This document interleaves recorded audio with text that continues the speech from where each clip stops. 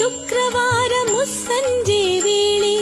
ಗಲಗಲಿರು ಗೆಜ್ಜೆನಾದ ಸದ್ದು ಮಾಡುತ್ತಾ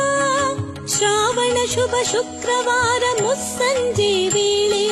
ಗಲಗಲಿರು ಗೆಜ್ಜೆನಾದ ಸದ್ದು ಮಾಡುತ್ತಾ ಮಂಗಳ ಕಳಶದಿ ಲಕ್ಷ್ಮಿ ಪೂಜೆ ಪಡೆಯಲು ಮಂಗಳ ಕಳಶದಿ ಲಕ್ಷ್ಮಿ ಪೂಜೆ ಪಡೆಯಲು